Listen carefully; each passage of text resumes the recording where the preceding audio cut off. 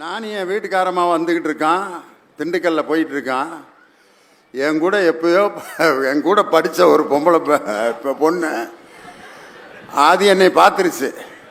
பார்த்துட்டு நானும் எங்கள் வீட்டுக்காரமாக வர்றேன். லியோனே டேய் டேய் இங்கே வாடா எப்படின்னா எங்கள் வீட்டுக்காரம்மா யாராது அப்படின்னு முழிக்கிறது. யாருங்க இருப்பா, நான் பக்கத்தில் பார்த்துட்டு சொல்கிறேன். அப்புறம் பார்த்தோன்னே என்னைய மறந்துட்டியா?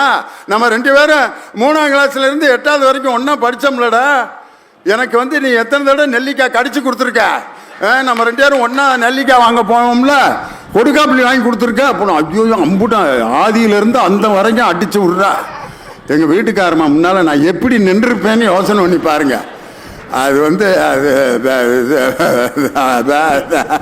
சரி, நீ யார் லூர்து ராணியா அப்படின்னு பேர் மறக்காமல் வச்சிருக்கியா நீ?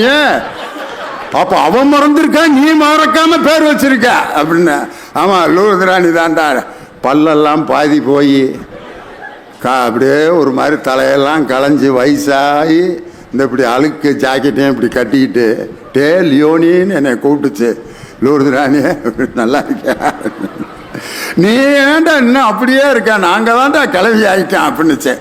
இல்லை நீ கிளவி ஆனாலும் நல்லா தான் இருக்க அப்படின்னோன்னா என் வீட்டுக்காரன்னு இப்படி கையை இறுக்கி பிடிச்சா பாருங்க. நானும் லியோனிய ஒன்றாவே தான் இருப்பான், என்னை விட்டுட்டு போகவே மாட்டான்னா பாரு. ஐயோ செத்தமுடா அன்னைக்கு அவ்வளோதான் முடிஞ்சிடான்ட்டு. இதே காட்சி இதில் ரஜினிகாந்த் என்ன கபாலியா காலா படத்தில் ரஜினியோட பழைய லவ்வர் ஸ்கூட்டரில் வரும். ஈஸ்வரி ராவும் ரஜினி இப்படியே உட்காந்துருப்பாங்க. அப்போ ஒரு பாட்டு, ரஜினியோட மனநிலைக்கு ஒரு பாட்டு அந்த கவிஞர் உமாதேவிங்கிற கவிஞர், ஜே தீபா அந்த கவிஞர் பேர் எழுதியிருக்காங்க. ஆகாயம் சாயாம தூவானமேது ஆராம ஆராம காயங்களேது கண்ணம்மா கண்ணம்மா கண்ணிலே என்னம்மா. எனக்கு அடுத்த வரி தான் ரொம்ப பிடிக்கும். மீட்டாத வீணை தருகின்ற ராகம் கேட்காது பூங்காந்தலே ஊட்டாத தாயின் கணக்கின்ற பால் போல் என் காதல் இருக்கின்றதே. ஊட்டாத தாயின் கணக்கின்ற பால் போல், ஒரு தாயால் ஊட்ட முடியாத பால் அந்த கணக்கு அப்படியே கனமாக இருக்கிற நேரத்தில் எப்படி இருக்குமோ அந்த நிலை எனக்கு விட்டதேன்ட்டு. அந்த நிலமையில தான் நான் இருந்தேன் அன்னைக்கு. பாடாப்பட்டு அதுக்கப்புறம் ஒரு வார்த்தை சொன்னதுனால தப்பிச்சேன். இங்கே பாரு, எனக்கு மட்டும் ஒரு பையன் மட்டும் பிறந்திருந்தான்னா ஓம் பிள்ளையே தாண்டா நான் கட்டியிருப்பேன்னா. அப்பா அன்னை முறை வருதுல்ல, அப்போ தான் எனக்கு உசுரே வந்துச்சு. இவ்வளோ நாளாக என்னை அண்ணன் நினச்சிருக்கா அப்படின்னு சொன்னேன். நீ ஏதோ சிக்னல் கொடுத்துருக்க, அதனால தான் அவள் அப்படி சொல்கிறா அப்படின்னு அப்பயும் நம்ப மாட்டேங்கிறான். காரணம், எவ்வளோ வயசானாலும் தன் கணவன் தனக்கு மட்டும்தான் சொந்தமாக இருக்கணுங்கிற அந்த பொசசிவ்னஸ் ஒரு பெண்ணுக்கு இருக்கிறது. அதுதான் குடும்ப வாழ்க்கையினுடைய மிகப்பெரிய ஆழமான அன்பின் அடையாளமே. அதுதான் எங்கள் வீட்டுக்காரர் எனக்கு மட்டும்தான். அதனால தான் காதலர் தினத்தன்னைக்கு நான் உன் கூட வரலனாலும் நான் சொல்கிற பாட்டையாவது அங்கே நீ பாடிட்டு வா அப்படின்ட்டு அதுக்கு பிடிச்ச பாட்டை சொல்லி விட்டுருக்கா. அதனால தீர்ப்பில் அந்த பாட்டை நான், காரணம் நம்ம முதலமைச்சரை சுசீலா அம்மாவுக்கு டாக்டர் பட்டம் கொடுத்துட்டு சுசீலா அம்மா ஒரு பாட்டு பாட சொல்லி என்ன பாட்டு சொல்லி கேட்டார் தெரியுமா? முதல்ல நீராறும் கடலுடுத்த 2 பேரும் சேர்ந்து பாடினாங்க. நீராறும் கடலுடுத்த முதலமைச்சர் பாடினாரு, சுசீலா அம்மா வேற ஏதாவது பாட்டு கேளுங்க அப்படின்னு முதல்வரை கேட்குறாங்க. சுசீலா அம்மாட்ட அவர் நேர் விருப்பம் கேட்டார். என்ன பாட்டு தெரியுமா? நீ இல்லாத உலகத்திலே நிம்மதி இல்லை. சுசீலா அம்மா பாடினாங்கம்மா. நீ இல்லாத உலகத்திலே நிம்மதி இல்லை, உன் நினைவில்லாத இதயத்திலே சிந்தனை இல்லை, காயும் நிலாவானில் வந்தால் கண்ணுறங்கவில்லை, உன்னை கண்டு கொண்ட நாள் முதலாய் பெண்ணுறங்கவில்லை, கண்ணுறங்கவில்லை. உன் முகத்தை பார்ப்பதற்கே கண்கள் வந்தது, உன் மார்பில் சாய்வதற்கே உடல் வளர்ந்தது. கன்னி மனம் உனக்கெனவே காத்திருக்குது, இந்த காவல் தாண்டி அவள் உன்னை தேடி ஓடுது, தேடி ஓடுது. நீ இல்லாத யாரு முதலமைச்சருக்கு எப்படிப்பட்ட பாட்டு பிடிச்சிருக்க? நீ இல்லாத உலகம். அனைமா சிஎம் நேரம் வீட்டில் பாடிக்கிட்டு இருப்பாருன்னு நினைக்கிறேன். அவருக்கும் அவங்க வீட்டுக்காரமாக்கும் ரொம்ப பிடிச்ச பாட்டு. சுசிலா மாட்ட இந்த பாட்டை பாட சொல்லி கேட்கிறார். இவ்வளவு அழகான திரை இசையினுடைய கற்பனை யாரு? தனியவேல். நாகநந்தினி என்னை பேச விடுவீங்களா இல்லையா? நீங்களா மூடு வந்து பாடிக்கிட்டே இருக்கீங்களே அப்படின்ட்டு. வாங்கம்மா, உங்கள் பலத்த கரவழியோடு என் அருமை மகள் நாகநந்தினி உங்கள் முன்னால் பேச வருகிறார். வாழ்க வையகம், வாழ்க வையகம், வாழ்க வளமுடன். குரு வாழ்க, குருவே துணை. தமிழ் மொழி என்று சொன்னால் உமிழ் நீரும் தித்திக்கும். அத்தகைய தமிழனை வணங்கி ஆன்றோருக்கும் சான்றோருக்கும் லியோனியாகிய நான் என்று 50 வருட பொன் விழாவை, அது எப்படி இலக்கியம் என்ற அருமை தமிழை எளியோருக்கு புரியக்கூடிய வகையில், பட்டி தொட்டி எங்கும் பாமரரும் அறியக்கூடிய வகையில் அந்த பட்டிமன்றத்தை கொண்டு செலுத்திய எங்களுடைய பாசத்திற்கும் வணக்கத்திற்கும் உடைய நடுவர் ஐயா அவர்களுக்கு முதற்கண் முட்டாய்ப்பான வணக்கத்தை தெரிவித்துக் கொள்கிறேன். நாம் பட்டிமன்றம் பேச ஆரம்பிச்சு 50 ஆண்டுகள் முடிவடையுது. 1976ஆம் ஆண்டு கல்லூரியில் முதலாம் ஆண்டு படிக்கும் பொழுது பேராசிரியர் வைத்தியலிங்கம் அவர்களுடைய தலைமையில் பட்டிமன்றம் பேச ஆரம்பித்து 50 ஆண்டுகள் இந்த ஆண்டோட முடிவடையுது. அந்த 50 ஆண்டுகள் முடிவடைந்து நான் முதலில் பேசுகின்ற பட்டிமன்றம் இந்த திருவள்ளூருடைய புத்தக திருவிழாவில் தான். அது உண்மையிலே எனக்கு ஒரு மிகப்பெரிய மகிழ்ச்சி. கலைவாணர் அரங்கத்தில் அதற்கான ஒரு எளிய விழா ஒன்று நடந்தது. அதுக்கு நம்ம மாண்புமிகு துணை முதலமைச்சர் அவர்களும் திரைப்பட நட்சத்திரங்கள், எனக்கு நடுவர்களாக இருந்த ஐயா சுகி சிவம், ஞான சம்பந்தம் எல்லாரும் என்னை வாழ்த்தினார்கள்.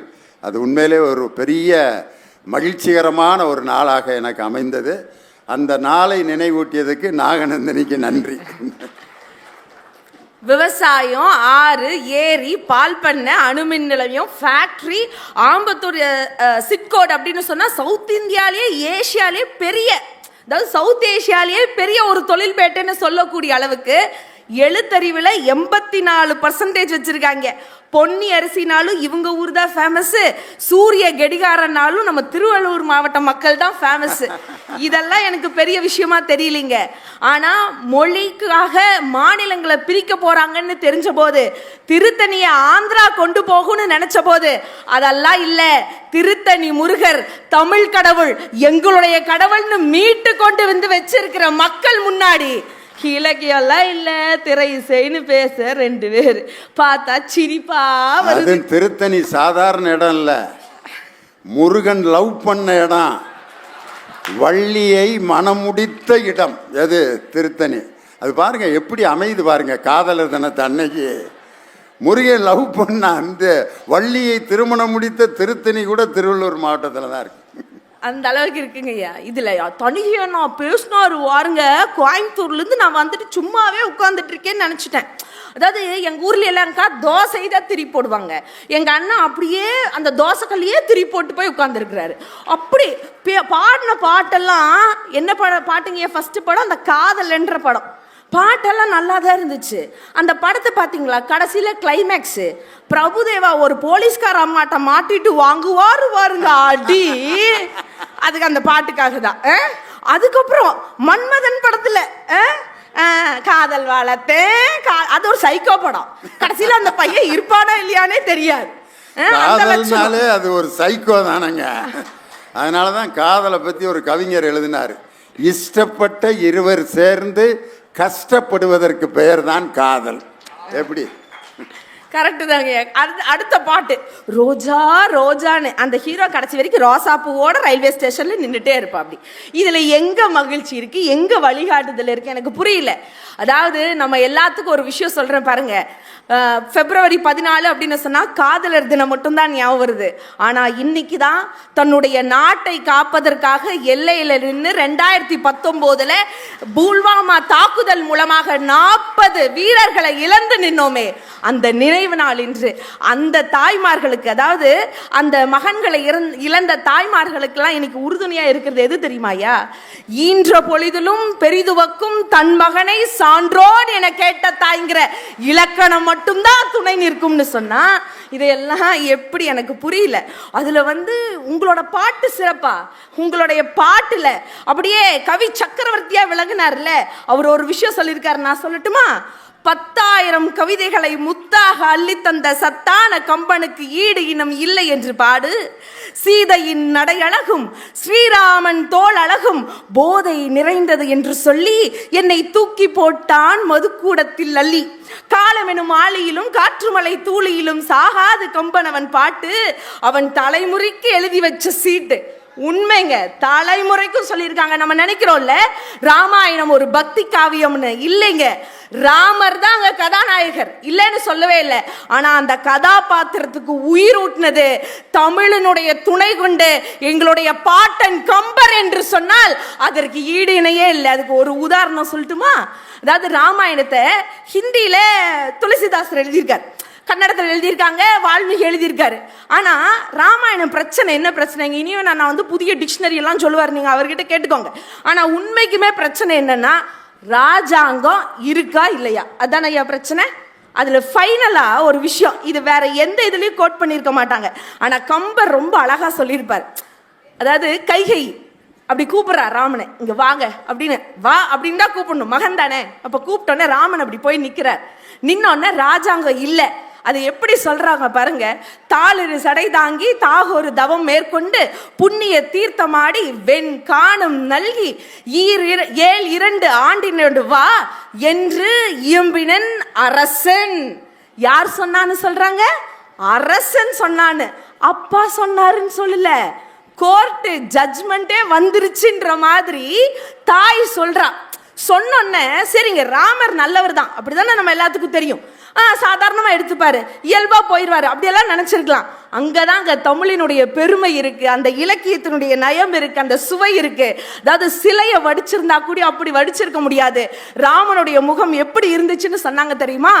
அன்றளர்ந்த செந்தாமரை அதனை வென்றதம்மா, அப்படி இருந்துச்சு. அதை கேட்டோன்னே ராமன் ஒண்ணுமே சொல்லியான். அப்படியே செந்தாமரை பூ மலர்ந்தா எவ்வளவு அழகா இருக்கும், அதை விட அழகாகி அவன் சரின்னு சொல்லி அவன் சொன்ன வார்த்தை ரிப்ளை என்ன தெரியுங்களா? ராமன், மன்னவன் பணி அன்றே ஆயின் உன் பணி மறப்பேனா?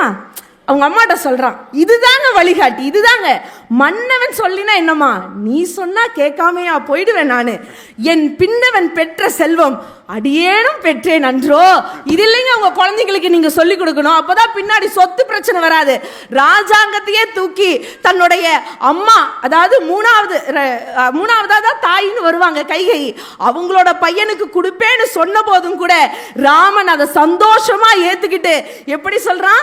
என் பின்னவன் பெற்ற செல்வம் தான், இருந்தாலும் என் தம்பி தானே, அதை நான் பெற்ற செல்வமா ஏத்துக்கிறேமான்னு கம்பர் சொன்ன அந்த விஷயம், இந்த இலக்கணம் தான் வழிகாட்டியாக இருக்குங்கிறது தான் எங்களுடைய வாதமா இருக்கு. என்ன எனக்கு அப்புறம் இன்னொரு விஷயம், அப்படியே தனியே நான் பேசும்போது அப்படியே அளந்து அப்படியே விடுறாரு. ஏன்னா இதுவும் காதல் தான். ஒரு தாயின் மீது பரிசுத்தமான அன்பு இருந்தா அதைய கூட காதலர் தினத்துல கொண்டாட முடியும்ன்றதுக்கு இந்த விஷயம் உதாரணமா வச்சுக்கோங்க. சரி, இன்னைக்கு எல்லாரும் ஒரு குட்டி ஸ்டோரி சொல்றாங்க. நான் ஒரு ஸ்டோரி சொல்லட்டுமா? காளிதாசன் எல்லாத்துக்கும் தெரிஞ்சிருக்கும், எங்கேயோ கேள்விப்பட்ட மாதிரி இருக்குதுமா, அப்படிதானே? பரவாயில்ல, தட்டி எழுப்புங்க. காளிதாசன் அப்படிங்கிறவர் ஒரு பெரிய ஒரு மகா கவியரசர், கவிஞர். அவர் என்ன பண்றாரு, ஒரு ஊருக்குள்ள போறார். அப்படி அந்த ஊருக்குள்ள போகும்போது திடீர்னு அவருக்கு ஒரு தண்ணி தாக அடிக்குது. அங்க பார்த்தா ஓரத்துல ஒரு கிணத்துல ஒரு அம்மா தண்ணி இறைச்சிட்டு இருக்காங்க. தண்ணி இறைச்சிட்டு இருக்கும்போது இவருக்கு தண்ணி தாக அடிக்குது. அந்த அம்மாட்ட போய் கொஞ்சம் தண்ணி கொடுங்கன்னு கேட்கறாங்க. அந்த அம்மா கேட்கறாங்க, உங்களை இது வரைக்கும் இந்த இடத்துல பார்த்ததே இல்லையே, நீங்க யாரு அப்படின்னு கேட்டோன்னே, அவர் பெரிய கவிஞர் தான், புலவர் புலவர் தான், மகாகவி தான், இதெல்லாம் சொன்னா அந்த அம்மாவுக்கு புரியவா போகுது? அந்த அம்மா ஒரு கிராமத்தில் இருக்கிற அம்மா, இதையெல்லாம் போய் எதுக்கு சொல்லணும்? நான் ஒரு வழிபோக்கமா, தண்ணி கொடு அப்படின்னு சொல்லி கேட்டோன்னா அந்த அம்மா சொல்லிச்சு, வழிபோக்கனா இந்த உலகத்திலேயே 2 பேர் தான்ப்பா வழிபோக்கன். ஒன்று சூரியன், இன்னொன்று சந்திரன். ஏன்னா இவங்க 2 பேர் தான் வந்த வழி தவறாம டெய்லி வந்துட்டு போயிட்டு இருக்காங்க. ஆக நீ வழிபோக்கனா இல்ல, வாய்ப்பு இல்லை அப்படின்னு சொல்லிடுச்சு. இவருக்கு ஒரு நிமிஷம் அதிர்ந்து போச்சு. சரி அப்படின்னா என்னை விருந்தாளின்னு நினைச்சுக்குவேன் அப்படின்னு சொல்றாங்க. விருந்தாளியா? தமிழ் இலக்கியப்படி விருந்தாளி அப்படின்னு சொன்னா நல்லா நோட் பண்ணிக்கோங்க, சொல்லாம வரணுமா. சொல்லிட்டு வந்தாலே நம்மளாம் வீட்டு விட்டு ஓடி போயிடுவோம். இதுல தமிழ் இலக்கியப்படி எப்படின்னா சொல்லாம வீட்டுக்கு வர்றதுக்கு பேர் தான் விருந்தாளியா. அப்படி நினைச்சிட்டு தண்ணி கொடுன்னு கேட்கும்போது அந்த அம்மா சொல்லுது, சொல்லாம வீட்டுக்கு வர்றவங்க தான் விருந்தாளி. அப்படின்னு பார்த்தாலும் இந்த உலகத்துல 2 பேர் தான் அப்படி வருவாங்க, ஒன்னு மரணம், இன்னொன்னு நோய். இதை பார்த்தா இந்த 2 மாதிரி உன்னை பார்த்தா தெரியல, கொஞ்சம் ஏதாவது பேசாம நீ யாருன்னு தெளிவா சொல்ல அப்படின்னோடனே, சரி இன்னும் இவர் கொஞ்சம் டெஸ்ட் பண்ணலான்னு யோசிச்சுட்டு காளிதாசன் அடுத்தது சொல்றாரு, என்னைய ஒரு பிடிவாதக்காரன் நினைச்சுக்குவேன், இப்ப தண்ணி கூட, தண்ணி தாகம் அடிக்குது அப்படின்னோடனே, பிடிவாதக்காரனா? இந்த உலகத்துல 2, அந்த அம்மா அந்த 2 விடுற மாதிரி இல்லை, 2 பேர் தான் பிடிவாதம் ஜாஸ்தியா இருக்கும். ஒன்னு நகம், இன்னொன்னு தலைமுடி. ஏன்னா இதுதான் வெட்ட வெட்ட வளர்ந்துகிட்டே இருக்கும் பிடிவாதமா அப்படின்னு சொன்னோன்ன காளிதாஸ் என்ன பண்றாரு, அம்மா தாயே என்னை விட்டுருமா, தெரியாம உங்ககிட்ட விளையாண்டுட்டேன், என் பேர் தான்மா காளிதாசன், என்னைய பெரிய கவிஞர்னு சொல்லுவாங்கன்னு சொல்லி முழுசா சரண்டர் ஆகிறாங்க. இந்த கதையை கேட்டோன்னே எனக்கு ஒரு விஷயம் ஞாபகம் வந்துச்சுங்க. புறநானூற்றுல சொல்லியிருக்காங்கல்ல, பெரியோரை வியத்தலும் இளமே, சிறியோரை இகழ்வது அதனினும் இளமே. இதையே நம்ம பிள்ளைங்களுக்கு சொல்லி கொடுத்தா இதுதானே சார் வாழ்க்கைக்கு மிக சிறப்பா இருக்கும். யோசிக்கணும். இதுல திருக்குறளை நிறைய பேர் கோட் பண்றோம். ஐயா, இது வரைக்கும் ஒரு திருக்குறள்ல சொல்லப்பட்ட ஒரு வார்த்தை, இது வரைக்கும் திருக்குறளுக்கு முன்னாடி சொன்ன எந்த வரலாற்று புத்தகத்திலையும் ஒரு இதிகாச புத்தகத்திலையும் அந்த வார்த்தையை குறிப்பிடல. திருக்குறள்ல மட்டும்தான் அந்த வார்த்தை முதல் வந்துச்சு. அந்த வார்த்தையே அதுக்கப்புறம் திணைமாலை அப்படிங்கிற அந்த நூல்ல ஒரு பாடல், ஒரு 103வது பாடல்ல அந்த சொற்தொடல் தொடங்கும் போது அந்த பாடல் வருது. அது என்ன சொல் அப்படின்னு பாத்தீங்கன்னா, வெறுவந்த செய்தொழுகும் வெண்கோளான் ஆயின் ஒருவந்தம் ஒல்லை கெடும். புரிஞ்சுதா? வெகுவந்த, இதெல்லாம் எங்கேயோ கேட்ட மாதிரி இருக்குதா, எல்லாரும் உட்கார்ந்துட்டு இருக்கீங்க. ஆனா இது நல்லா கேளுங்க. வெறுவந்த செய்தொழுகும் வெண்கோள நாயின் ஒருவந்தம் ஒல்லை கெடும். வெறுவந்தன்னா ஓகே, அச்சம். இதை கூடி நிறைய பேர் பயன்படுத்தி இருப்பாங்க, நிறைய எழுத்தாளர்களுக்கு தெரியும். பலவந்தம்ன்ற சொல்லும் நிறைய பயன்படுத்தி இருக்கோம். ஆனா இந்த ஒருவந்தம் அப்படிங்கிற இந்த சொல் திருக்குறள்ல மட்டும்தான் இருக்கு அப்படிங்கிறது ஆக சிறந்த பெருமை.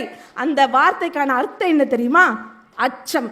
அதாவது அச்சம், அதுக்கு இந்த வார்த்தைக்கான அர்த்தம் என்னன்னா நிலை பேர், உறுதியாக, நிச்சயமாக அப்படின்னு அர்த்தம். ஒருவந்தோன்ற சொல்லுக்கு இந்த குறளுக்கான அர்த்தம் என்ன அப்படின்னு சொன்னா, அஞ்சக்கூடிய கொடுதலை, அதாவது அஞ்சக்கூடிய கொடுமைகளை நாட்டு மக்களுக்கு, தெளிவா கேட்டுக்கோங்க, இப்பதான் ரொம்ப தெளிவா கேட்கணும். அதாவது என்ன? அஞ்சக்கூடிய கெடுதலை நாட்டு மக்களுக்கு எந்த அரசன் செய்கிறானோ அவனுக்கு கட்டாயமாக அழிவு உறுதி அப்படின்னு நான் சொல்லலீங்கய்யா. யார் சொல்லியிருக்காங்க? ஐயன் வள்ளுவர் சொல்லியிருக்காரு. இப்ப நான் யாருக்காக இந்த குறளையும் எதுக்கும் சொல்லல, இந்த குறளை தெரிஞ்சுக்கணுன்றதுக்காக சொன்னேன். இதுல இன்னொரு விஷயம், ஏன் நம்மளோட இலக்கியங்கள் தான் வழிகாட்டியா இருக்கு அப்படிங்கிறதுக்கு. இப்ப அண்ணன் பாடினார் இல்லையா, நிறைய பாட்டு. ஐயா கூடி பாடினார். பெண்கள் அப்படின்னு சொன்னாலே என்ன மாதிரி பாட்டெல்லாம் பண்ணாங்க?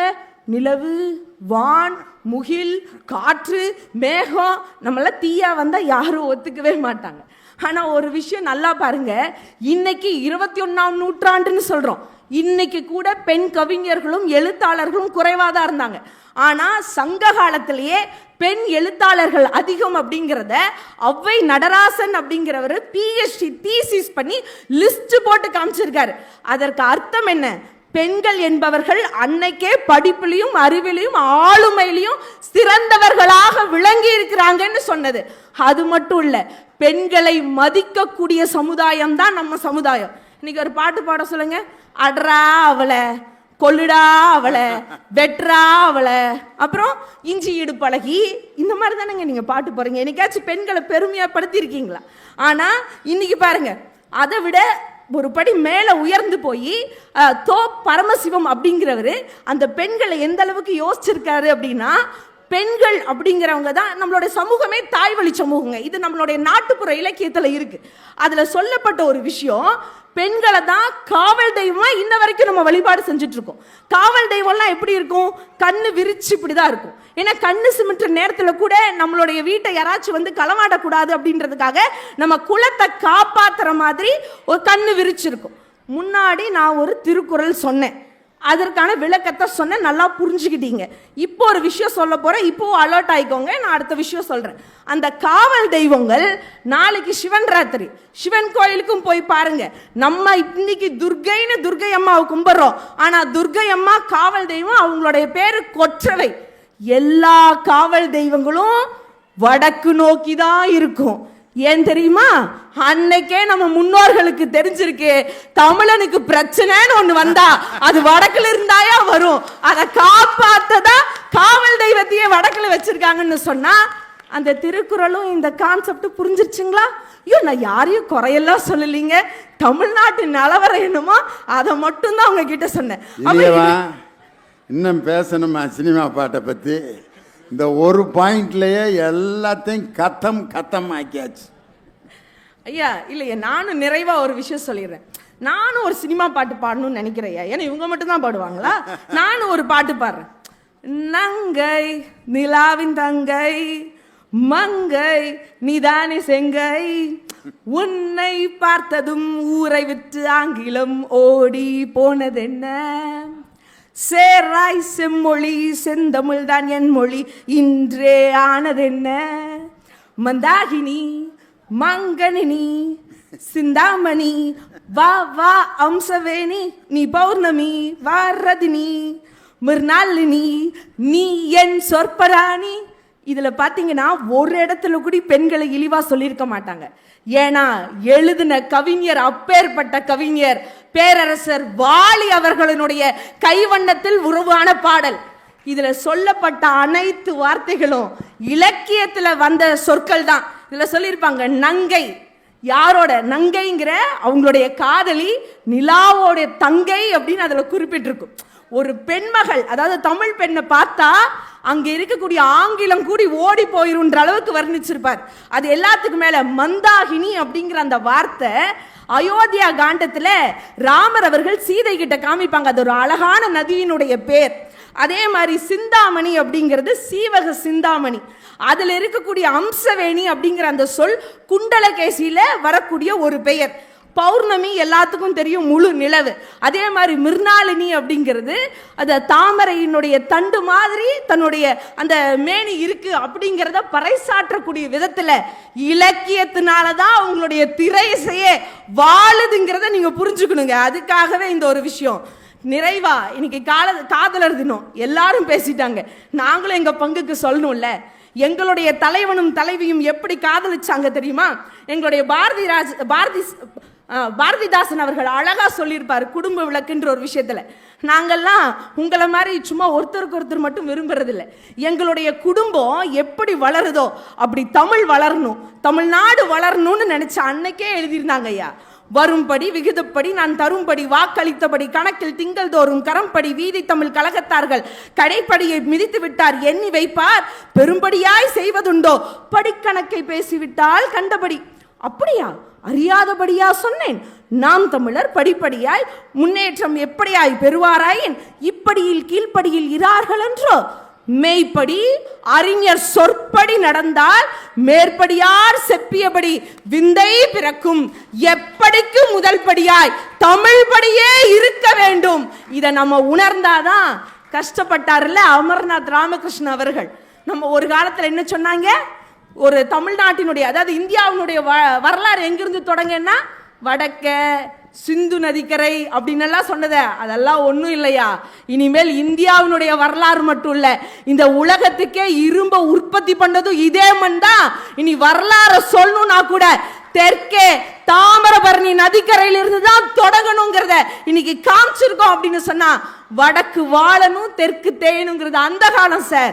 இலக்கியத்தோடு இணைச்சு பாருங்க, வடக்க வாழ வைக்கிறதே இன்னைக்கு தெற்கு தாங்கிறது தெளிவா தெரியும் என்று சொல்லி இன்னைக்கும் என்னைக்குமே ஒரு மனிதர்களுக்கு வழிகாட்டியாகவும் அது நிறைந்த மகிழ்வை தரக்கூடிய ஒரு விஷயமாகவும் இருப்பது நம்மளுடைய முன்னோர்கள் நமக்கு கொடுத்த இலக்கியமே இலக்கியமே இலக்கியமே என்பதை ஆணித்தரமாக கூறி வாய்ப்பளித்த அனைத்து நல்ல நெஞ்சங்களுக்கும் நன்றி பாராட்டி இடம் அமர்கிறேன். வாழ்க வளமுடன். ஆஹா, இலக்கியத்தை எப்படி படிச்சுட்டு வந்திருக்காங்க பாருங்க. ஹோம்ஒர்க் பிரமாதம்.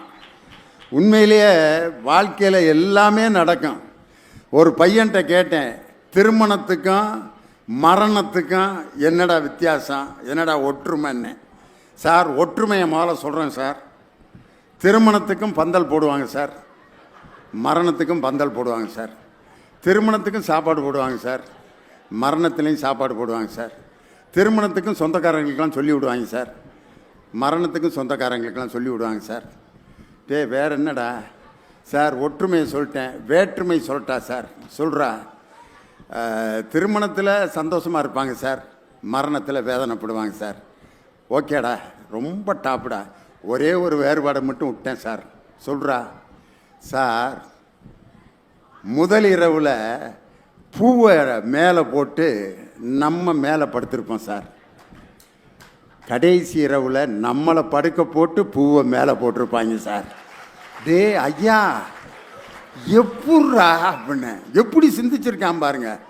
பூ கீழே மனிதன் மேலே, அதுதான் முதல் இரவு. மனிதன் கீழே பூ மேலே, அதுதான் கடைசி இரவு. இதை இலக்கியத்தில் அன்னைக்கே சொன்னான் பாருங்க. ஓர் இல் நெய்தல் கரங்க, ஓர் இல் முழவின் பனி ததும்ப.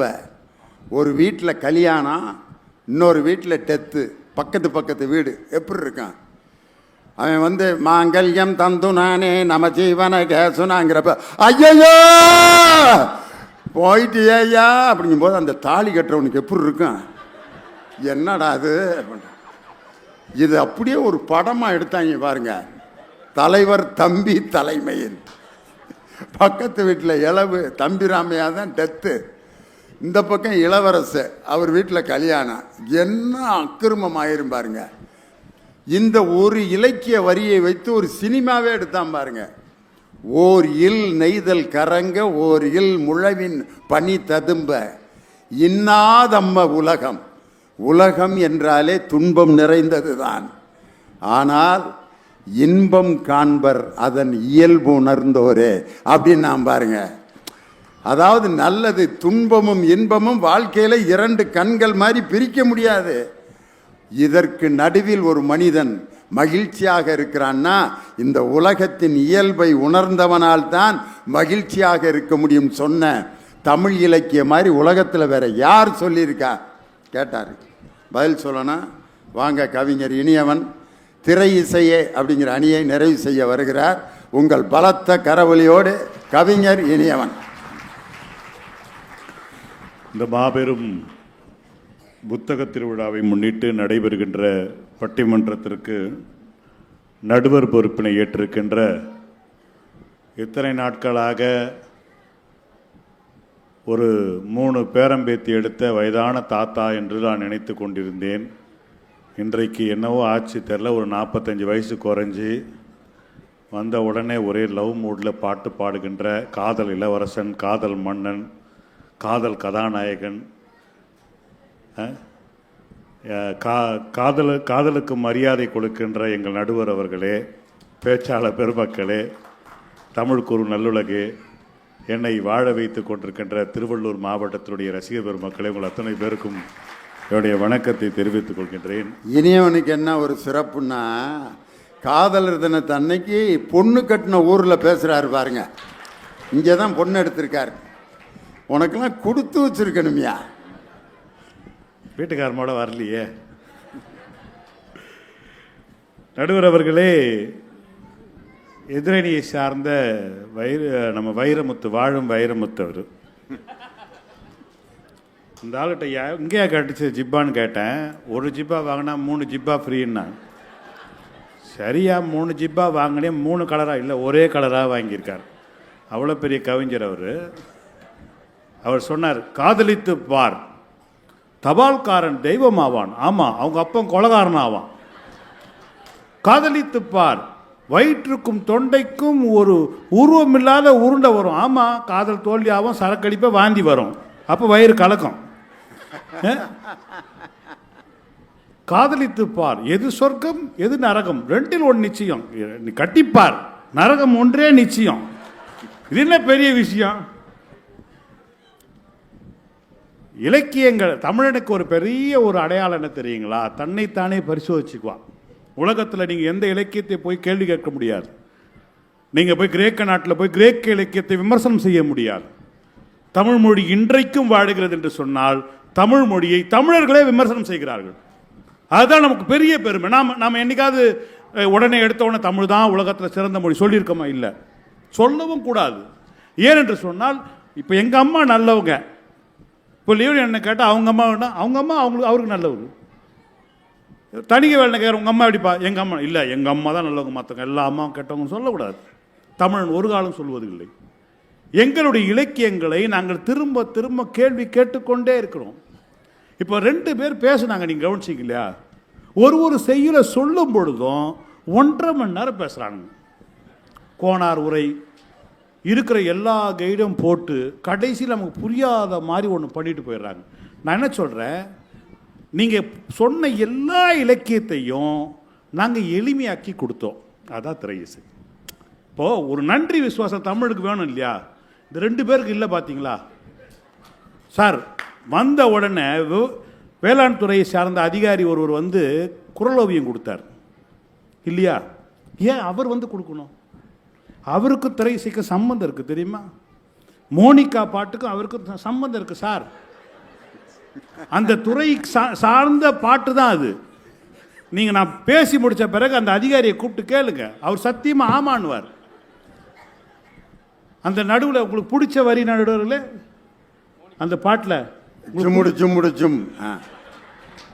நீங்கள் அந்த வேளாண் துறை அதிகாரி கேட்டு பாருங்க. இருக்கிற கல்டிவேஷனில் விவசாய முறையிலே ஜூம் கல்டிவேஷன் தான் சிறந்த முறைன்றது அவருக்கு தெரியும். அதனால அந்த விவசாயி தன்னுடைய காதலியை கைப்பிடிப்பதற்காக ஜும்முக்க சும்மா ஜூம் டெக்னாலஜியை பயன்படுத்தி நிறைய வருமானம் சேர்த்த பிறகு தன்னுடைய சாதாரண தஞ்சாவூர் காரியை பார்த்த உடனே உலக பேரழகி மோனிகா மாதிரியே இருக்கா, அதனால தான் மோனிகா என்று பாடினான். ஆரம்பிச்சியா வேலையா? இவர் மோனிகா பெலூச்சியையும் அக்ரிகல்ச்சர் டிபார்ட்மெண்ட்டையும் மிங்கிள் பண்ணி பேச ஒன்று ஒரு ஆளால் தான் ஏன் முடியும்? இல்லை, அவர் வந்து சொல்கிறாரு, நீங்கள் பார்த்தீர்களா ஷாஜகான் மும்தாஜ், லைலா மஜ்னு, அப்புறம் கிளியோபட்ரா, எவனா வாழ்ந்தானா சார்? வாழ்ந்தானா? எங்கள் ஊரில் முனிமாக்காவும் முன்சாமி அண்ணனும் 90 வயசு வரைக்கும் வாழ்ந்தாங்க. இவனுக்கு சொன்ன இலக்கியத்தில் ஒருத்தனும் நல்லாவே வாழல, எல்லாம் அல்பாயுஸில் போயிருக்கானுங்க. நான் ஏன் ஃபாலோ பண்ணணும்னு கேட்குறேன். அந்த அம்மா சொன்னாங்களே, நான் திருக்குறளுக்கு நான் எதிரி அல்ல, ஆனால் திருவள்ளுவனை கேள்வி கேட்கின்ற உரிமை எனக்கு இருக்கிறது. வள்ளுவன் சொல்லுகின்றான், தற்காத்து தற்கொண்டான் பேணி தகை சார்ந்த சொற்காத்து சோர்விலார் பெண். ஏன் ஏது வண்டி தானே ஆணுன்னு திருவள்ளுவர் சொல்றாரு. பெண் என்பவள் யாருன்னா தற்காத்து, அவளை பாதுகாத்துக்கணுமா ஒன்று. சரி, தற்கொண்டார் பேணி, கட்டினவனையும் பார்த்தனே அந்த எருமாடுக்கு அது பார்த்துக்க தெரியாதா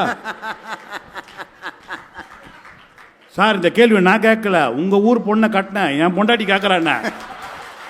ஏன் வீட்டில் ஒரு வீட்டுக்காரருக்கு சோறாக்கி கூட போடக்கூடாதுங்கிற? ஏன் நீங்க போடுங்க, எவ்வளோ காலத்துக்கு அதுவே போடும், நம்ம போடுவோம் ஒரு காலத்துக்கு.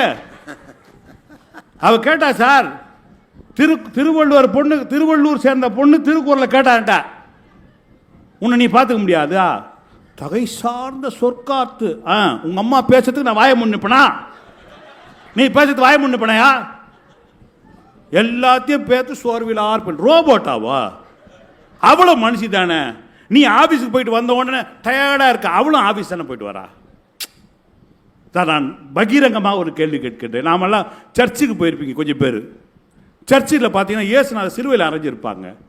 இயேசுநாதர் உடம்புல இருந்து ரத்தமாக ஊற்றும். நான் பகிரங்கமாக சொல்லுகின்றேன், இயேசுநாதர் இந்த உலகத்துக்கு சிந்திய ரத்தத்தை விட என் தாய் என்னை பெற்றெடுப்பதற்காக சிந்திய ரத்தம் அதிகம். அப்போ அவ சோர்வடைய மாட்டாளா? அப்புறம் நீங்க இன்னொரு திருக்குறள் சொல்றீங்க, தெய்வம் தொழாள் கடவுளை கும்பிடாத பெண். அப்புறம் கொழுநன் தொழுதெழுவாள், புருஷனை இழந்தவொடனே காலை தொட்டு கும்பிடுவாளாம். இதெல்லாம் நம்பினேன் நான் ஒரு காலத்தில் நடக்கும்னு.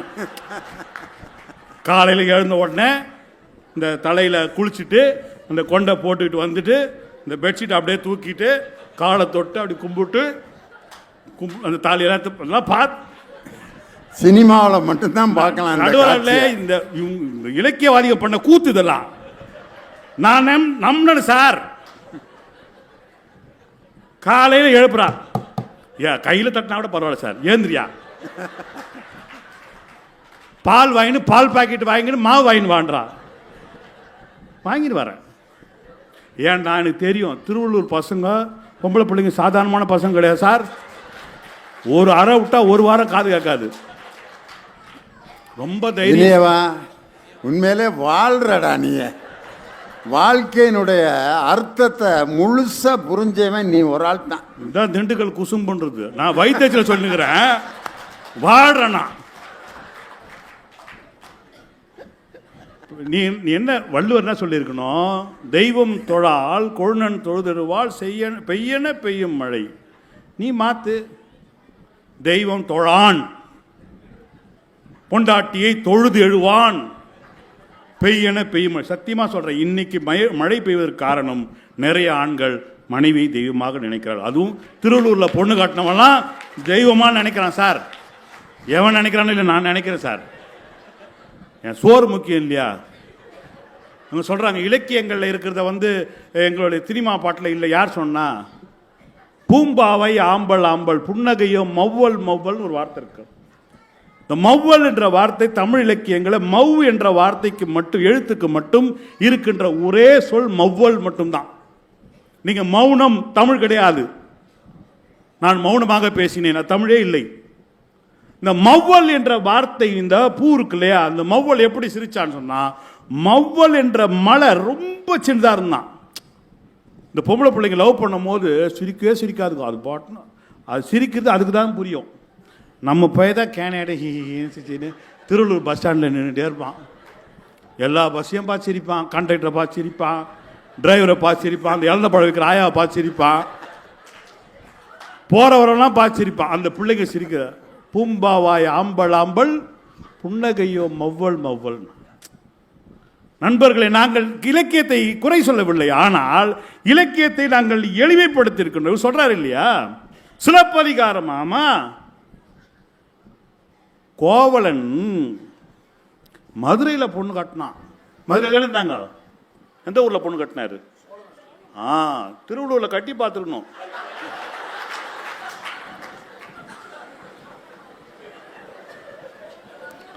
நான் மாதவி வீட்டுக்கு போகிறேன் கண்ணகி என்று சொன்னவுடன் கண்ணகி அழுதாளாம். நீ போறது ஒன்றும் பிரச்சனை இல்லைங்க, நான் உதவுவதற்கு புருஷன் பொண்டாட்டியா இருந்தா உதவணும் இல்லை என்று கண்ணகி வருத்தப்பட்டானா.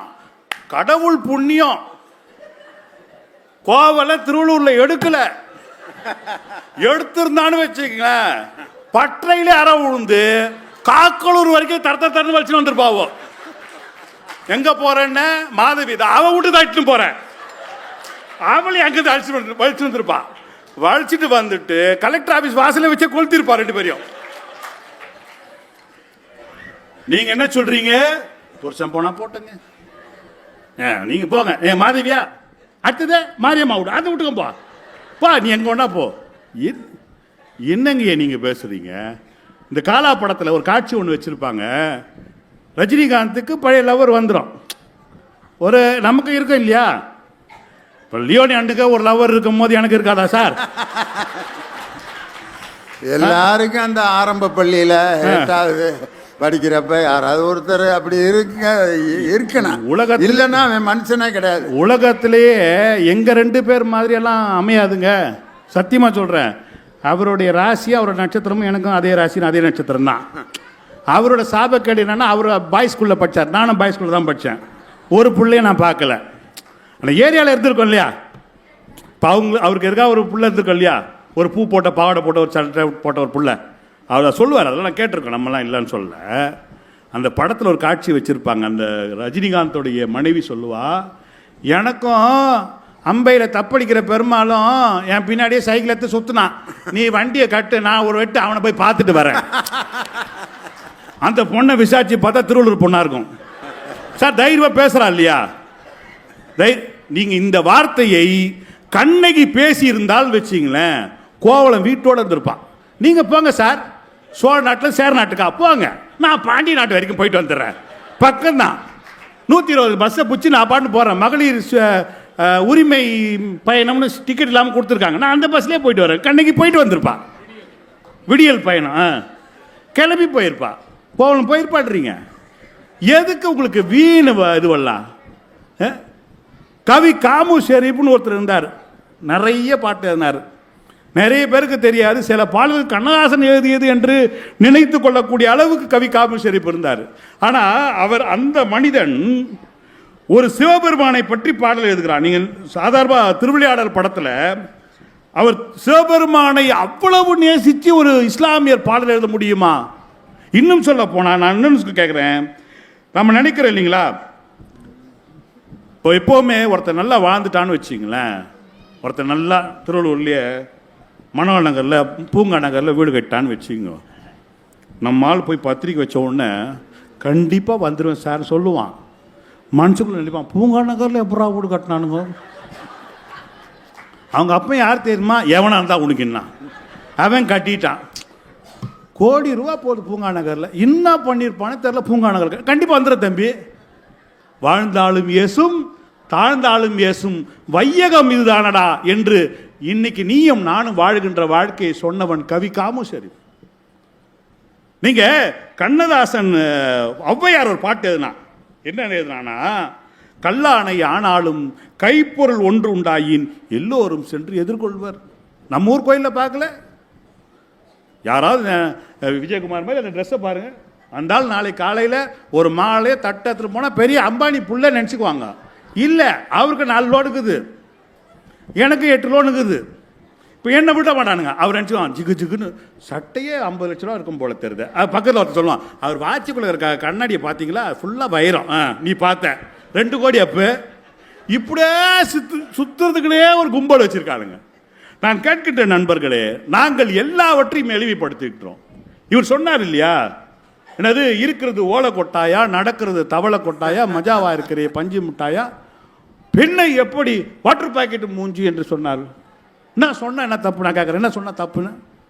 சார் இவ்வளோ பெரிய அரங்கம் இருக்குல்ல, கலெக்டர் தலைமையில் தானே சார் அது நடக்குது, கலெக்டர் ஐஏஎஸ் படித்தவர் தானே, தெரியாது அவருக்கு? அவர் 2 லிட்டர் தண்ணி வாங்கி வைக்க வேண்டியது தானே சார், 300 ml வைக்கிறாரு. ஏன் 300 ml அதிகம்? ஒரு மனிதனுக்கு தண்ணி தாகம் ஒரு 100 ml போதும். நீங்கள் மெரினா பீச்சுக்கு வந்தீங்கன்னா பார்த்தீங்கன்னா தெரியும், அந்த அறிவியல் உண்மை உங்களுக்கு அங்கே தெரியும். இந்த பிள்ளைய உட்கார வச்சுட்டு அவன் மடியில் படுத்துக்கிட்டு இந்த அமிக்கொட்டான்னு வச்சுங்களேன், அது திருப்பி வந்துடும். இந்த முகம் வாட்டர் பாக்கெட் நீங்கள் அமி கொடுங்களேன் திருப்பி வந்துடும், அமி கொடுங்க திருப்பி வந்துடும். என் எல்லா கவலைகளையும் தீர்த்து வைக்கின்ற வாட்டர் பாக்கெட் மூஞ்சின்னு சொன்னான். என்ன உனக்கு கோபம்? உங்க மதுரையில் மெரினா பீச்சில் நான் என்னையா பண்றது? இனியவா தெரியாம பாடிட்டேன் அந்த பாட்டை. வாட்டர் பாக்கெட்டை இப்படி ப்ரெஸ் பண்ணால் திருப்பி பழைய இடத்துக்கு வந்துருமா? கன்னத்தை நீங்கள் இப்போ 20 தடவை கிள்னாலும் பழைய பொசிஷனுக்கு வந்துடும், அப்படியே நிற்காதான். ஆஹா, எங்கே தான் உட்காந்து சிந்திப்பானோ, அடே அப்பா. நான் ஒன்றை சொல்லி நிறைவு செய்கின்ற நண்பர்கள், இங்கே நிறைய மாணவர்களாக இருக்காங்க. சென்னையில் மவுண்ட் ரோடு இருக்குல்ல, மவுண்ட் ரோட்டில் அண்ணா மேம்பாலம், அண்ணா சாலை இல்லையா, அண்ணா சாலையில் அண்ணா மேம்பாலம்னு ஒன்று இருக்குது. அதை கட்டியவர் கலைஞர் அவர்கள். அது கீழே ஒரு பள்ளிக்கூடம் இருக்கிறது. அந்த பள்ளிக்கூடத்துக்கு பேர் சிறுமலர் பார்வையற்றோர் பள்ளி. தயவு செஞ்சு நீங்கள் எப்பாவது உங்களுடைய பிறந்தநாள் கொண்டாட வேண்டும் என்றால் அந்த பிள்ளைகளோடு தயவு செஞ்சு போய் கொண்டாடிட்டு வாங்க. இல்லை என்றால் உங்கள் வீட்டில் என்னைக்காவது ஒரு விழானா ஒரு குழந்தைகளோடு போய் கொஞ்ச நேரம் உட்கார்ந்து பாருங்கள். ரொம்ப பெரிய உங்களுக்கு ஒரு பெரிய மன திருப்தி இருக்கும். எனக்கு தெரிஞ்சு கலைஞர் பெரும்பாலும் தன்னுடைய பிறந்தநாள் நிகழ்ச்சி முடிஞ்ச பிறகு அங்கே போவார். இளையராஜா அங்கே போயிருக்கார். அது மாதிரி நிறைய தலைவர்கள் அங்கே போகிறாங்க. ஏன் தெரியுங்களா? அங்கே ஏதோ ஒன்று இருக்கிறது. அந்த பிள்ளைகளை பார்க்கும்பொழுது இருக்கும் நமக்கு ஒரு மனசு ஆறுதல் இருக்கும். அந்த பள்ளிக்கூடத்தில் பள்ளிக்கூட பிள்ளைகள் எப்படி போவாங்க தெரியுங்களா? கை கழுவுறதுக்கு ட்ரெயின் மாதிரி இந்த நம்ம ரயில் பூச்சி இருக்கு இல்லையா, கருப்பு கலரில் போகிற ரயில் பூச்சி தான் நம்ம சொல்லுவோம். அந்த பூச்சி மாதிரியே அந்த பிள்ளைங்க லைனாக அப்படியே கையை பிடிச்சிக்கிட்டே போகும். அதில் கையை கழுவிட்டு போகும்போது ஒரு பொண்ணுக்கு காது கேட்குது, கண்ணு 2 கண்ணும் தெரியல எல்லா பிள்ளைங்களுக்கும். அதில் ஒரு பொண்ணு சொல்றா, எவடியாவோ டேப்பை திறந்து விட்டுது, 3 கடி தண்ணி வேஸ்ட்டாக போகுதுன்னா. அப்போது கூட அந்த பிள்ளைங்களாம் சிரிச்சுட்டே சொல்லிச்சு, ஆமாம் இவ பெரிய ஐஏஎஸ் ஆஃபீஸரு, கலெக்டர் போலத்தது, ஆர்டர் போடுறான், தண்ணி வீணாக போகுதுன்னு, போடி வேலையை பார்த்துக்கிட்டுன்னு சொல்லிட்டு எல்லாரும் சிரிக்கிறாங்க. அந்த பொண்ணு சொன்னா, எழுதி வச்சுங்கடி, ஒரு நாள் நான் வருவேன், நான் கலெக்டர் ஆவேன், நான் ஆர்டர் போடுவேன், என் ஆர்டரை எல்லாரும் கேட்பீங்கன்னா. சார் அந்த பொண்ணு 10ஆம் கிளாஸில் 465 மார்க் எடுத்தா. அந்த பொண்ணு ஓன்னு அழுதா, நான் 485 எடுக்க மாட்டேன், 495 எடுக்க வேண்டியவ, 465 495 எடுக்க வேண்டியவ. ஆனால் நான் சொல்ல எடுவில் உட்காந்து ஒருத்தங்க எழுதுனாங்க தெரியுமா, அவங்க பண்ண தப்பு. கண் பார்வை தெரிகின்றவர்கள் எல்லார் வீட்டிலையும் பத்திரிகையாளர்கள் போகிறாங்க, கேமராமேன்லாம் போறாங்களே, நான் தமிழ்நாட்டிலேயே மாற்றுத்திறனாளிகள் என் வீட்டுக்கு ஏன் கேமராமேன் வரல, பத்திரிகையாளர் வரல, நான் முதலமைச்சரை போய் பார்க்கணுன்றான். அவங்க அப்பா சாதாரண ஐசிஎஃப்ல குரூப் டி எம்ப்ளாயி கலாசியில் இருக்கார். அவர் என்ன பண்ணார், பொம்பளை பிள்ளை ஆசையாச்சே சொல்லிட்டு சைக்கிளில் உட்கார வச்சுட்டு நேராக செக்ரட்டரியேட் போயிட்டார். முதலமைச்சர் உள்ள உட்காந்துக்கிறார். நான் முதலமைச்சரை பார்க்கறதுக்கு வந்திருக்கேன், என் பேர் பெனோ அப்படின்னு. முதலமைச்சர் நார்மலாக முதலமைச்சர்லாம் பார்க்க முடியாது. முதலமைச்சர் சொன்னார் வரவுங்க. போன உடனே அந்த பொண்ணு கேட்டா முதலமைச்சரை பார்த்து, ஏன் சார் எல்லா வீட்டுக்கு கேமராமேன் போச்சு, என் வீட்டுக்கு ஏன் கேமராமேன் வரல? 2வது நீங்கள் எனக்கு முதலமைச்சர் தானே, எனக்கே நீங்கள் வாழ்த்து சொல்ல? என்ன மாதிரி எத்தனை மாற்றுத்திறனாளி இருப்பாங்க, அவங்களுக்கு நீங்கள் என்ன பண்ண போறீங்கன்னு. அந்த வயதான முதலமைச்சர் கலைஞர் சொன்னார், மன்னிச்சுக்குமா, நான் இனிமேல் மாற்றுத்திறனாளிகள் யாரெல்லாம் படிப்பு முதல் மாணவர்களாக வர்றார்களோ முதல் 5 இடத்துல அவங்களுக்கு எல்லாம் இலவச கல்வி சொல்லிட்டு அவ வீட்டுக்கு போகிறதுல ஆர்டர் போட்டாங்க. இன்னைக்கு அந்த பெனோ ஜெஃபின் எங்கே இருக்கா அப்படின்னு பார்த்தா, இந்தோனேசியா நாட்டில் யூபிஎஸ்சியில் பாஸ் பண்ணிட்டு இந்திய அரசாங்கம் சார்பாக பெனோ ஜெஃபின் கான்சுலேட் ஜெனரலாக உட்கார்ந்து கொண்டிருக்கிறாள். கான்சுலேட் ஜெனரலாக சாதாரணமாக இல்லை, இந்திய பிரதமருக்கு இணையான ஒரு பதவி ஒரு நாட்டில் உட்கார்ந்து. பிரதமர் எல்லா நாட்டிலும் பிரதமராக உட்கார முடியாது இல்லையா? அப்போ இந்தோனேஷியாவில் இந்திய பிரதமராக பெனோ ஜெஃபின் உட்கார்ந்து கொண்டிருக்கின்றாள். எங்களுடைய கவிஞன் பார்த்தான், வாழ்க்கை பயணம் வாசிப்போம், வாழும் வரை யோசிப்போம், முயற்சி என்ற ஒன்றை மட்டும் மூச்சு போல சுவாசிப்போம், லட்சம் கனவு கண்ணோடு, லட்சியங்கள் நெஞ்சோடு, உன்னை வெல்ல யாருமின்றி உறுதியோடு போராடு, எந்த மனிதன் நெஞ்சுக்குள் சோகம் இல்லை சொல்லுங்கள் என்று பாடல்களை எழுதி எழுதி எழுதி நான் எப்பொழுதெல்லாம் சோர்வாக இருக்கேனோ என்னை தடவி தடவி கொடுத்து, உங்களை போன்று ஒரு செய்தியை கொடுத்த உடனே ஒரு கோணார நோட்ஸ் எடுத்து என்ன எழுதினாரு 4 பக்கம் திரும்பி பார்த்து அந்த கோணார தப்புன்னு சொல்லிட்டு இன்னொரு நோட்ஸ் எடுத்து அதை பார்த்து அவங்க ஒரு விளக்கம் போடுறதுடைய சாதாரண எளிய மக்களை பார்த்து சொல்லக்கூடிய வரிகளாக எங்களுடைய திரைப்படங்கள் இருக்கிறது. திரைப்படங்கள் இன்றைக்கும் ஆறுதல் கொடுக்கிறது. நண்பர்களே, நீங்கள் நாளை வேண்டாம், இந்த நிகழ்ச்சி முடிந்தவுடன் நம்ம திருவள்ளூர் பஸ் ஸ்டாண்டுக்கு போங்க, ஒரு ரிக்ஷாவில் உட்காந்துக்கிறவ ஒரு சின்ன ரேடியோவை சவுண்டை வச்சுக்கிட்டு பழைய எம்ஜிஆர் பாட்டை போட்டுக்கிட்டு, பொன்னான வாழ்வு மண்ணாகி போனால் துயரம் இதுதான், நான் சந்தோஷமா இருக்கின்ற இந்த ஆறுதல் திரை இசை பாடல்கள் தான் வழங்குகின்றதை தவிர இலக்கியங்களுக்கு இருக்கிறது, ஆனால் எங்களுக்கு புரியவில்லை. வாய்ப்புக்கு நன்றி, வணக்கம். ரொம்ப அருமையாக 4 பேரும் பேசி முடிச்சிட்டாங்க. நான் பயந்துக்கிட்டே தான் உட்காந்துருக்கேன்.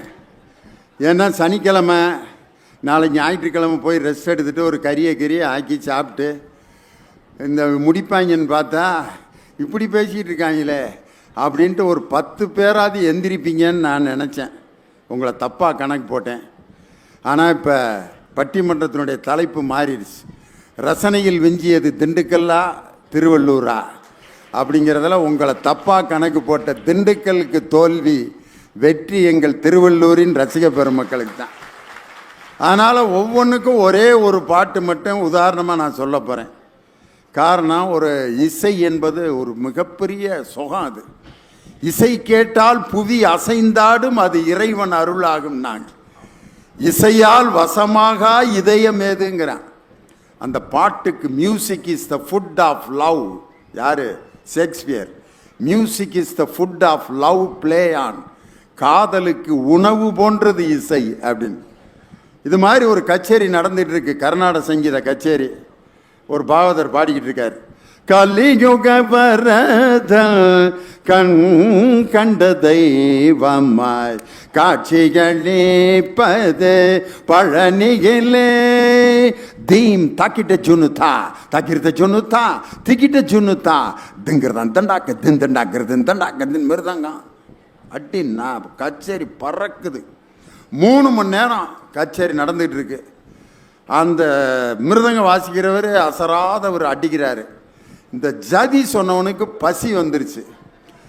கலியுகம் கலியுக தீம் தக்கிட்ட ஜுனுதா தக்கிட்ட ஜுனுதா தீம் த ஜுனுதா திக்கிட்ட ஜுனுதா முடிக்க மாட்டான் போல இருக்க அப்படின்ட்டு ஒரு ஐடியா பண்ணான் பாருங்க அவன். தீம் தக்கிட்ட ஜுனுதா திங்கிறதத்தா அங்க தொங்குறதத்தா திங்கிறத தொங்குறத திங்கிறத தொங்குறதத்தா திங்கிறதத்தா தொங்குறதத்தான் நான் பாரு. பாகவதர் இப்படி ஒரு ஜதி என் லைஃப்லேயே கேள்விப்பட்டதில்லை. திங்கிறதத்தான் தொங்குறதத்தாங்கிறான். என்னத்தை நான் கேட்குறான்னு பார்த்தா நிகழ்ச்சி நடக்கிறதுக்கு பக்கத்தில் ஒரு பெட்டி கடையில் வாழைப்பழம் தொங்கிட்டு இருக்கு. அதை கேட்குறான். திங்கிறதத்தா தொங்குறதத்தா தா தா தான்னா பாரு. பாகவதர் நன்றி வணக்கம்ட்டாரு. ஐயோ வேணாம்டா, இனி அடுத்து வேற என்னத்தையாவது பாடி போடுவேன். என்னைய சான் பாடினாலும் செத்து போடான்னு பாடிடுவேன் அப்படின்னு. வாழ்க்கையில் ரசனை வேணும் ஒரு மனிதனுக்கு. இதை நம்ம இலக்கியம் சொன்னது மாதிரி செத்து போன் வள்ளுவர் வேற யாரையுமே நிறைய இடத்துல சொல்லியிருக்காரு. செவியர் சுவையுணரா வாயுணர்வின் மாக்கள் அவியினும் வாழினும் என் செத்துரு. காதால கேட்டு அடைய முடியாத மகிழ்ச்சியை அடைய முடியலையா செத்துறாங்கிறார். இன்னைக்கு உண்மையிலே திருவள்ளூர் மக்கள் என்ன ரசனை சுகமாக இருக்கு. ஒரே ஒரு பாட்டு, திரை இசை பாட்டு ஒன்று சொல்கிறேன், பழைய பாட்டு. ஒரு பெண்ணுக்கு அடிக்கிற கைதான் அணைக்கும், இப்படியே ஆறுதல் சொல்லியிருக்காங்க. அடிக்கிற கைதாண்டி அணைக்கும், அவர் அடிக்கிறாருன்னு கோவப்பட்டுறாத. கோபம் இருக்கிற இடத்துல தான் குணம் இருக்கும். எவ்வளவு முட்டாள்தனமான பழமொழி தெரியுமா? அடிக்கிற கைதான் அணைக்கும்னா ஓங்கி அடித்து மயக்கம் போட்டு கோமா ஸ்டேஜில் மூச்சு திணறிக்கிட்டு இருக்கும்போது அப்போ போய் நீ அணைச்சி முக்கா துட்டுக்கு பிரயோஜனம் உண்டா? அது என்ன அடிக்கிற கைதான் அணைக்கும்? ஒரு பெண்ணுக்கு லவ் பண்ணுறதுக்கு கூட உரிமை இல்லையா? அன்னைக்கு அழகாக இருக்கான் ராமன், அவன் மேலே ஆசைப்பட்டா சூர்பனக. ஆசைப்படாத, ஏற்கனவே அவனுக்கு கல்யாணம் ஆயிடுச்சு போ அப்படின்னு துரத்தி விட்டுருக்கலாம். அவளை கூப்பிட்டு மூக்க அறுத்து ஓடு. எதுக்கு நீ ராமனை லவ் பண்ண? அவளுக்கு என்ன தெரியும் ஏற்கனவே சீதையை கல்யாணம் பண்ண இருக்காருன்னு? ஏதோ பார்த்துருக்கா, சூப்பராளாக இருக்கானே அப்படின்ட்டு வந்திருக்கு. வந்ததுன்னா ஏற்கனவே கல்யாணம் இருக்க ஓடு அப்படின்னு துரத்தி விட்டுருக்கானே. மூக்க அறுத்துருக்கான் பார். ஒரு பெண்ணுக்கு காதலை சொல்வதற்கு கூட அன்னையிலிருந்து உரிமை இல்லை. அதனால தான் படையப்பா படத்தில் ரஜினி ஒரு டயலாக் பேசுவார், பார்த்துருக்கீங்களா? அதிகமாக ஆசைப்படுற ஆம்பளையும் அதிகமாக கோவப்படுற பொம்பளையும் நிம்மதியாக இருந்ததாக சரித்திரமே இல்லை. பொம்பளை கோபமே வரக்கூடாது. என்ன மண்ணாவ? அதிகமாக கோவப்படுற பொம்பளையும் அதிகமாக ஆசைப்படுற ஆம்பளையும். அதிகமாக ஆசைப்படுற பொம்பளை நிம்மதியாக இருக்க முடியுமா? அதிகமாக கோவப்படுற ஆம்பளை மட்டும் நிம்மதியாக இருக்க முடியும். அது என்ன ரெண்டாக பிரிக்கிறது? அதிகமாக ஆசைப்படுற ஆம்பளையும் அதிகமாக கோவப்படுற பொம்பளையும் நிம்மதியாக இருந்ததாக சரித்திரமே இல்லை. இன்னைக்கு நான் சொல்கிறேன், உண்மையிலே வீட்டில் சண்டை வரும். சண்டை வந்தால் தான் அதுக்கு பேர் குடும்பம். ஒரு பாட்டு மருதகாசி எழுதியிருக்காரு. நம்ம பட்டணத்தில் போய் பொழைச்சிக்கலாம் அப்படின்னு கூப்பிடுறான் தன்னுடைய மனைவியை. பட்டணந்தான் போகலாம் அடி பொம்பளை, பணங்காசு தேடலாம் அடி, என் கட்டாணி முத்து என் கண்ணாட்டி நீயும் வாடி பொண்டாட்டி தாயி. அவ சொல்கிறா, கூப்பிட்டியில் ஏன் போனேன் அப்படிலாம் போகல. டவுனு பக்கம் போகாதீங்க மாப்பிள்ள, டவுனாகி போயிருவீங்க. அந்த டாம்பீகம் ஏழைக்கு தாங்காத பயணம் வேண்டான்னா கேளு மாமா. இவர் டவுனில் போய் எப்படி பொழைக்க போகிறேன்னு லிஸ்ட்டு போடுறார். ராத்திரி பகலா ரிக்ஷா இழுப்பேன், நைசா பேசி பைசா கறப்பேன், டிராமா சினிமா சர்க்கஸ் பார்ப்பேன், ராசா மாதிரி சிகரெட்டும் பிடிப்பேன், வேர்த்து புழுங்கு நான் பீச்சுக்கு போவேன், மீத்த பணத்துல மீன் வாங்குவேன், ஆத்தாடி உன் கையில கொடுப்பேன், ஆக்க சொல்லிட்டு சாப்பிட்டு படுப்பேன் அப்படிங்கிறா. அப்புறம் அப்படின்னு கேட்குறாவ, இதுக்கு மேலே சொல்ல மாட்டேன்டி பொம்பளை, இந்த ஊரில் இருக்க மாட்டேன்டி. அப்பையும் ஆம்பளை திமுறப்பார், நீ இப்பவே போவனும் கொப்பாவை கேட்டு ஏதாச்சும் வாங்கி வாடி. ஒப்பன்ட்ட போய் ஏதாவது வாங்கிட்டு வாடி. போய் மெட்ராஸில் பிச்சை எடுக்க போகிற, இதில் உங்கள் ஒப்பன்ட்ட போய் ஏதாவது வாங்கிட்டு வாடின்னு. அப்போ தான் பொம்பளை அறிவுள்ளவங்கிறதுக்கு விளக்கம் கொடுக்குறா. வேலை ஏதுங்க கூலி ஏதுங்க, வெக்க கேட்ட சொல்றேன் கேளுங்க, காலேஜ் படிப்பு காப்பி ஆத்துதான், பிஏ படிப்பு பெஞ்சு தொடக்கிதான், ஆளுக்கு 2 ஆளு அழகிதான், 5க்கு 2 தண்ணி கலக்குதான், மேலே சொன்னது 100ல் 1, மிச்சமுள்ளது லாட்ரி அடிக்குதான் அப்படின்ட்டு லாஸ்ட் அவன் எப்படி ஒத்துக்கிறான் பாரு.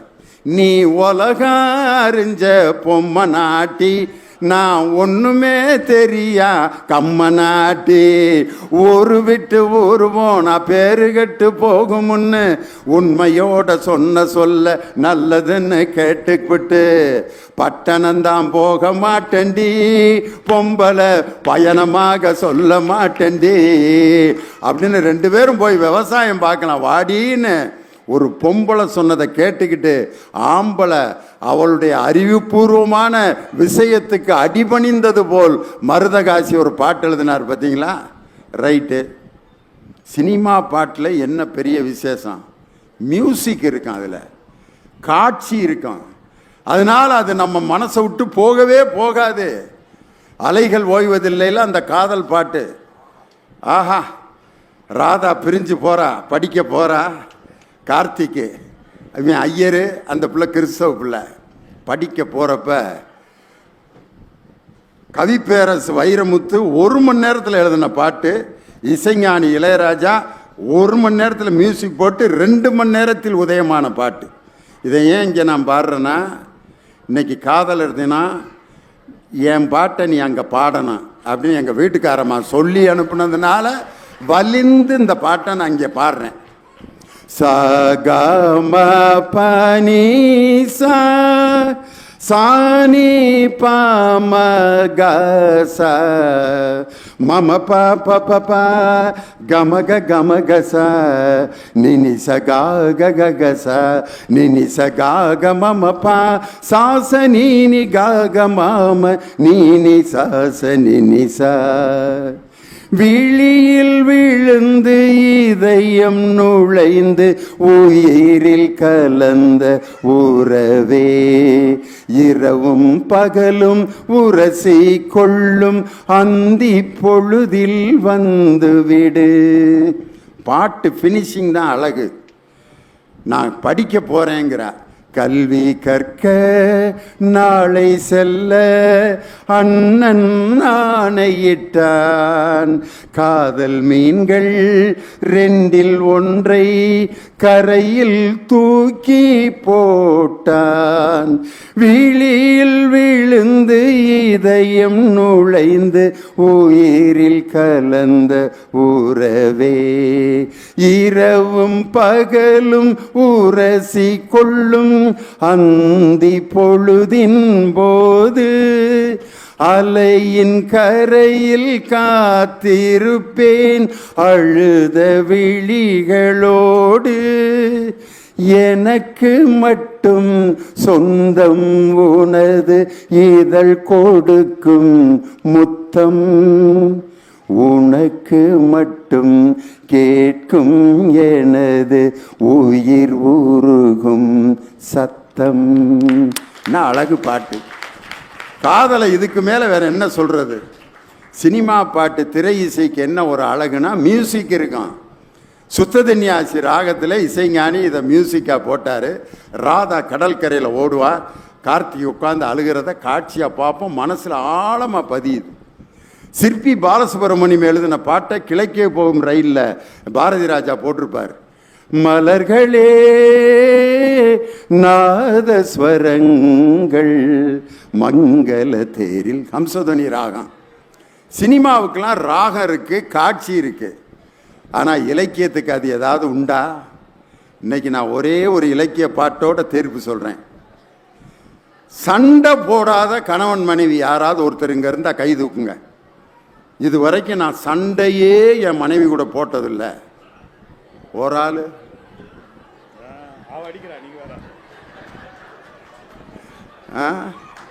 ஆனா ஒருத்தன் என்கிட்ட வந்து சொன்னான், எனக்கு என் மனைவிக்கு சண்டை வந்து 15 வருஷம் ஆகுதுன்னா. 15 வருஷம் சண்டையே போடலையா? எப்பட்றா? கல்யாணத்தன்னைக்கு துபாய் போனவன் தான். 15 வருஷம் கழிச்சு இப்போ தான் வாரேன். நான் எங்கே போய் சண்டை போடுறதுங்கிறேன். வாழ்ந்தால் சண்டை வரும், வந்தால் தான் அதுக்கு பேர் குடும்பம். எங்கள் அப்பாவும் எங்கள் அம்மாவும் பகல் முழுதும் சண்டை போட்டுக்கிட்டே தான் இருந்தாங்க. 11 பிள்ளை எங்கள் வீட்டில். எங்கள் தாத்தாவும் பாட்டியும் அதுக்கு மேலே உன்னைய வெட்டாமல் விட மாட்டேன்ட்டு இது வரைக்கும் 50 தடவை சொல்லியிருக்காரு. இது வரைக்கும் வெட்டவே இல்லை. அருவா வீட்டில் தான் இருக்கு. உன்னைய வெட்டி கொண்டு விட்டு நான் ஜெயிலுக்கு போல அப்படின்னு சொல்கிறாரு. எங்கள் தாத்தா எங்கள் பாட்டியை இது வரைக்கும் வெட்டவே இல்லை. ஆனால் 16 பிள்ளை 2 பேருக்கு. அருவா அங்கே தான் கிடந்துச்சு. வெட்டினாரா என்னைக்காது? ஆனால் வேறே வெட்டி இருக்காரு பயங்கரமாக. 16 பிள்ளைய. வாழ்க்கை அப்படி வாழ்ந்தாங்க. இதைத்தான் பாரதி சொன்னான், எந்தையும் தாயும் மகிழ்ந்து குலாவி இருந்தது மின்னாடே, அவள் சிந்தையில் 1000 ஆண்டுகள் வளர்ந்து முதிர்ந்தது மின்னாடே, இதை வந்தனை கூறி மனதிலிருத்தி என் வாயுற வாழ்த்தேனோ அப்படின்னார். சண்டை வரணும். இப்படி ஒரு மனைவி இருந்தால் யாராவது குடும்பம் நடத்துவீங்களா?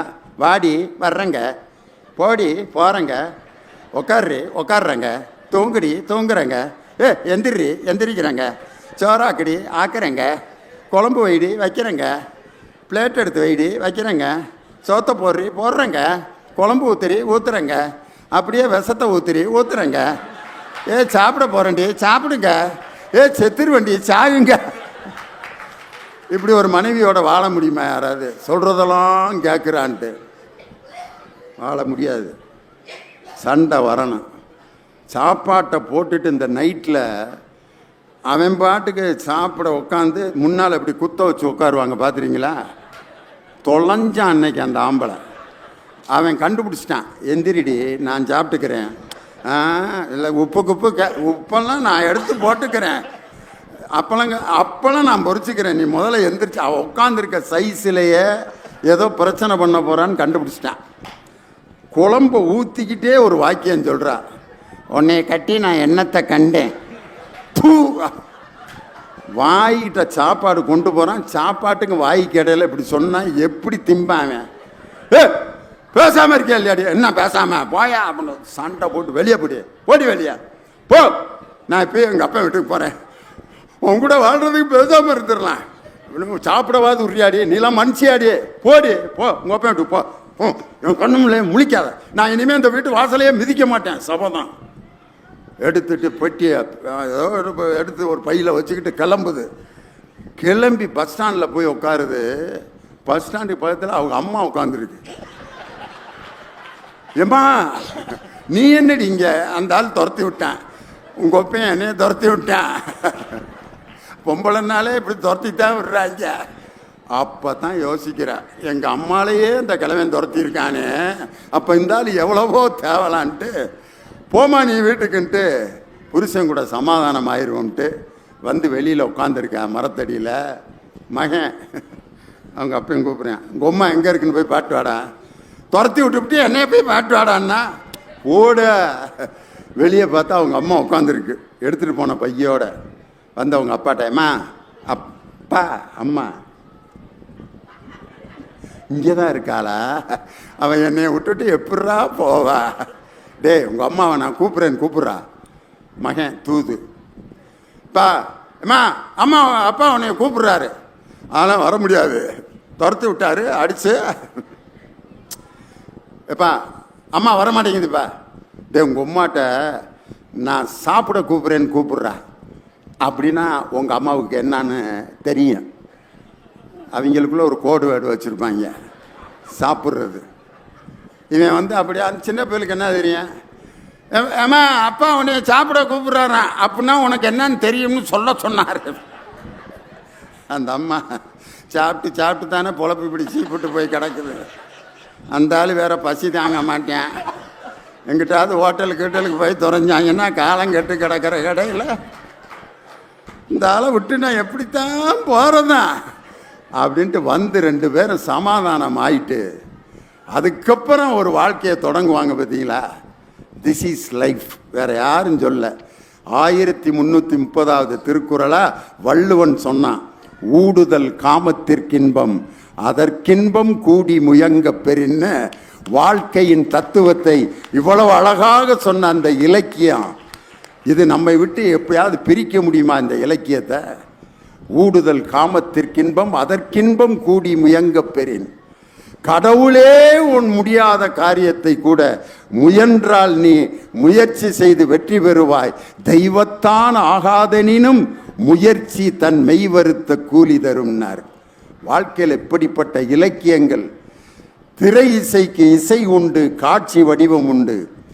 ஆனால் இந்த எந்த ஜோடனையும் இல்லாமல் 2000 ஆண்டுகளுக்கு முன்னால் உருவாக்கப்பட்ட திருக்குறள் 87 மொழிகளில் மொழிபெயர்க்கப்பட்டிருக்கிறது என்று சொன்னால் திரை இசைக்கு அப்பாற்பட்டு நம்மை மகிழ்வூட்டி வழிகாட்டி கொண்டிருப்பது திரை இசையை விட இலக்கியமே இலக்கியமே இலக்கியமே என்று சொல்லி இந்த இலக்கியங்களை இந்த புத்தக திருவிழாவில் நாம் கண்கொள்ளா காட்சியாக பார்ப்பது மட்டுமல்லாமல் அதை எடுத்து படிப்போம், மகிழ்வோம் என்று சொல்லி இந்த அருமையான புத்தக திருவிழாவை வெற்றிகரமாக நடத்தி கொண்டிருக்கக்கூடிய மாவட்ட ஆட்சியர் அருமை சகோதரர் பிரதாப் IAS அவர்களுக்கு உங்கள் பலத்த கரவொலி எழுப்பி ஆட்சியரை வாழ்த்தி இந்த புத்தக திருவிழா வெற்றியடைய அன்போடு வாழ்த்தி வணங்கி விடைபெறுகிறேன். நன்றி, வணக்கம்.